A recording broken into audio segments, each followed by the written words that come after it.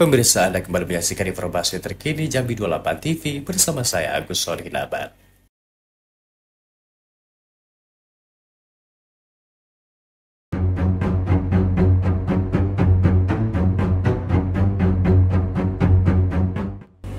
Pemirsa, Polda Jambi mengungkap kasus korupsi pengadaan alat-alat praktik sekolah menengah kejuruan SMK tahun anggaran 2022 di Dinas Pendidikan Provinsi Jambi. Proyek tersebut menggunakan dana alokasi khusus fisik bidang pendidikan senilai lebih dari 122 miliar rupiah. Dalam kasus ini ditemukan berbagai penyimpangan mulai dari pengalihan anggaran ke rekening yang tidak semestinya, penunjukan penyedia barang sebelum adanya perubahan anggaran resmi, hingga permainan fee sebesar 17% antara pejabat pengadaan dan seorang broker.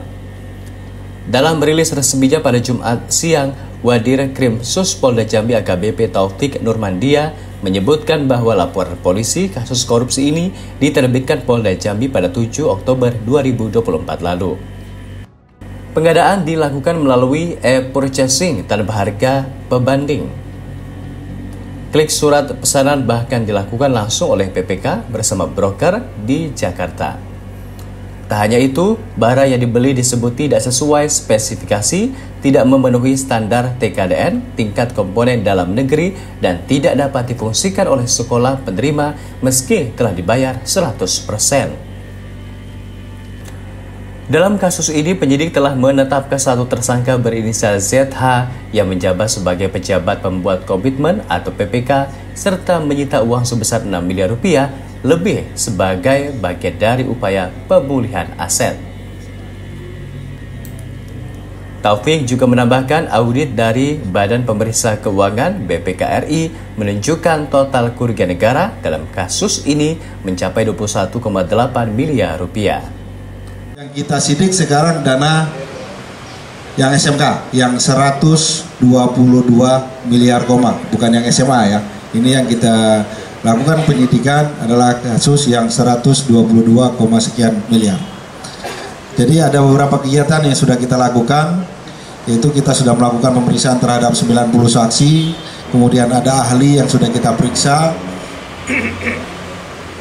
kemudian ada melakukan penyitaan dokumen sebanyak 500-an lebih item dokumen, dan kita sudah melakukan penyitaan uang sebanyak, rekan-rekan bisa lihat, 6,074.211 ribu, di mana modus operandi perbuatan dilakukan oleh tersangka, yaitu dengan adanya dana 122 miliar lebih ini ada kesepakatan antara, di sini ada pertemuan terlebih dahulu, kesepakatan fee sebesar 17% antara BPK dengan pihak penyedia jasa, yaitu dan melalui broker. Ada broker yang mempertemukan antara penyedia jasa dan BPK, pihak Dignas. Kemudian ada di sini juga markup harga dari modus operandinya. Kemudian ada kualitas barang.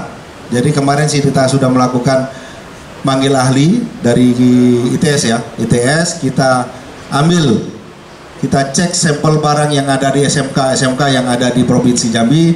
Ternyata semua barang yang dia adakan itu tidak bisa dipakai, tidak layak pakai. Jadi dari pengadaan 2021 sampai sekarang belum pernah dipakai barang-barang yang diadakan tersebut untuk praktek anak-anak SMK. Tersangka ZH dijerat dengan pasal dalam Undang-Undang Tindak Pidana Korupsi. Saat ini, penyidik juga menerbitkan 3 laporan polisi tambahan terhadap pihak lain, yakni RWS selaku broker, ES Direktur PT TDI, dan WS Owner PT ILP.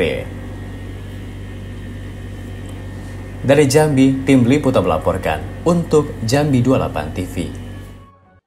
Pemirsa, demikian informasi terkini yang dapat kami sampaikan untuk Anda saat ini, dan nantikan kami kembali dengan informasi terkini lainnya. Saya Agus Solihinabar, sampai jumpa.